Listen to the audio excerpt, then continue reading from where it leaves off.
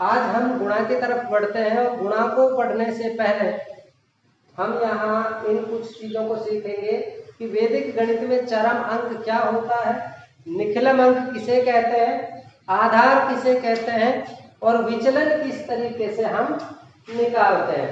इन चार बातों की चर्चा इस वीडियो में हम करेंगे। नेक्स्ट वीडियो में हम निखिलम सूत्र से गुणा करना सीखेंगे। तो सबसे पहले समझिए चरम अंक क्या होता है। बिल्कुल सरल है, नाम इसका अलग रख दिया बस। इकाई का अंक ही चरम अंक कहलाता है। समझ में आ गया होगा। जैसे मान लो 375 एक संख्या है, एक संख्या है 375, तो इसमें चरम अंक कौन सा हुआ? इकाई का अंक, आखिरी वाला, ये चरम अंक है। तो हम यहाँ लिख सकते हैं इकाई के अंक को ही चरम अंक कहते हैं। जैसे लिख दो इकाई का अंक ही चरम अंक है।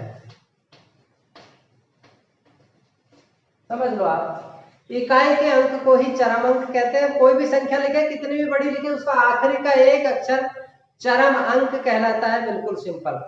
दूसरा नंबर पे आता है निखिलम अंक। ये निखिलम अंक क्या होता है? देखो निखिलम अंक क्या है, किसी भी संख्या के सभी अंकों को अलग अलग निखिलम अंक कहते हैं। उसमें ये इकाई का अंक भी शामिल होगा। जैसे यहां मैं लिख देता हूं सभी अंकों को निखिलम अंक कहते हैं।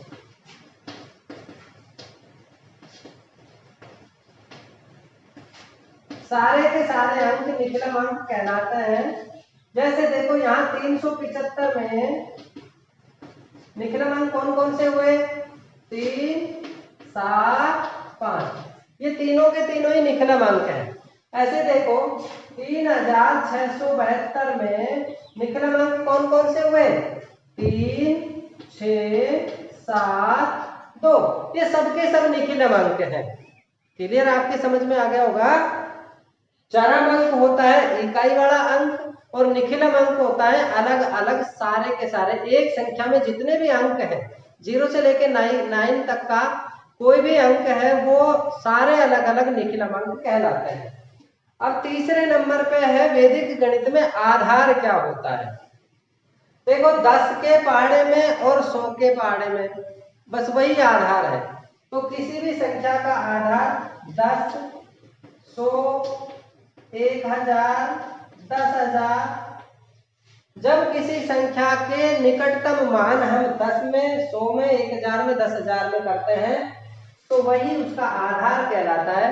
जब हम इसमें गुणा करेंगे, आगे जोड़ करने की और भी आधार के आधार पे आधार लेकर के हम सरल तरीके से वैदिक गणित में जोड़ करेंगे, घटाव करेंगे, गुणा करेंगे, भाग करेंगे, तो वहां हमें आधार लेना होता है।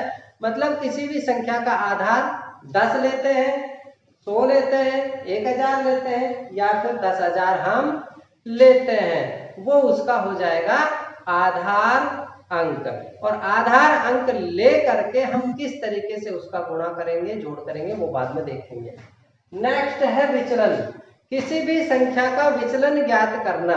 तो किसी भी संख्या का विचलन ज्ञात करने के लिए हम उस संख्या में से आधार को घटाएंगे। देखो कैसे?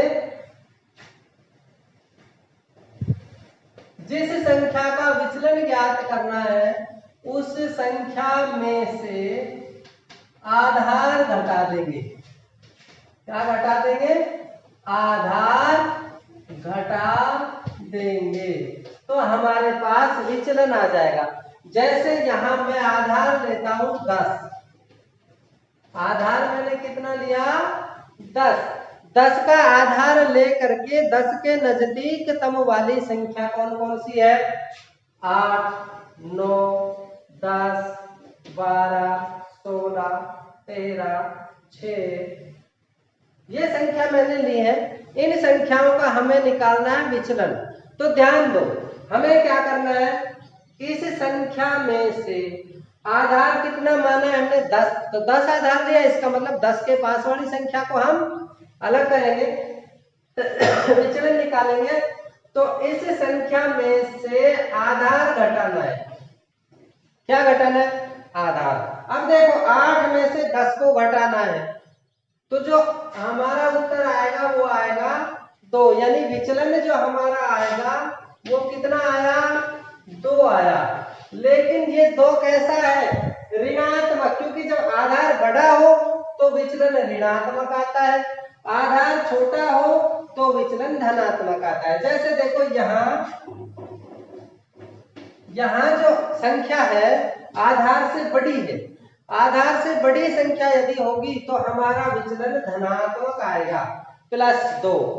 ऐसे ही यहाँ देखो -1, 10 में से 10 घटाएंगे तो यहाँ पे आधा विचलन 0 है। 16 में से 10 को घटाएंगे तो हमारा विचलन +6 आ जाएगा। ऐसे 13 में से 10 घटाएंगे तो हमारा विचलन +3 आएगा। 6 में से 10 को घटाएंगे तो हमारा विचलन -4 आएगा।